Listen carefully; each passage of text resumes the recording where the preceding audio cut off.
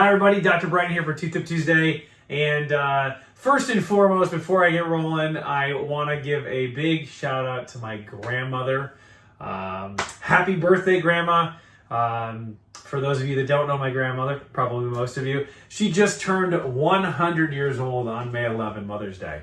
And so I just want to send that out to her, let her know I love her, and I'm excited to celebrate this coming Saturday and celebrate an entire century of life. Absolutely incredible. On to our discussion. So today I want to talk about fluoride. In the last couple of months, there's been more than even months, maybe years, but in the last couple of months, it's ramped up again, and questions about fluoride have come around.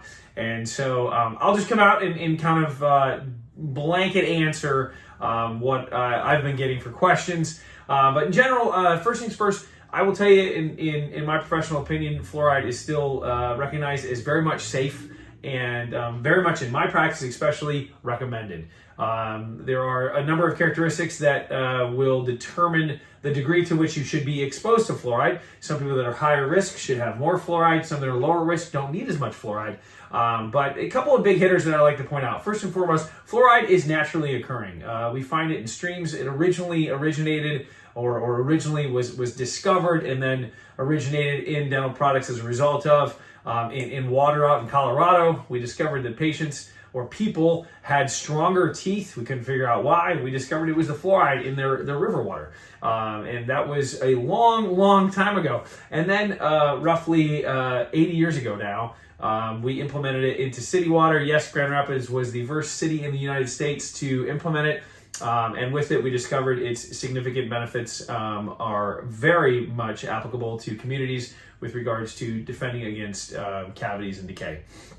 Now, with that too, I will tell you that there are more recent studies that have created some degree of mischief per se. And I'll tell you, I've looked at them. I don't agree with most of them. I think they're quite biased and illegitimate, to say the least. But with that being said, I will tell you that according to the 80 years worth of really good data that we have, fluoride is still very much safe and very much recommended in my practice.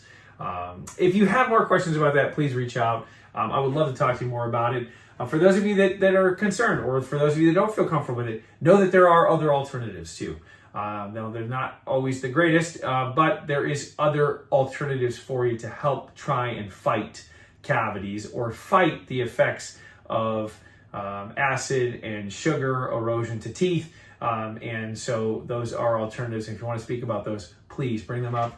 This isn't something to be ashamed of or anything of that nature by any means. It's your health, and I'm here to guide you along with it. So again, if you have questions, reach out. But I hope you find that helpful. If you find this would be helpful for somebody else, feel free to share it. But have a great rest of your Tuesday.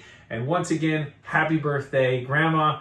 A century of life. Incredible.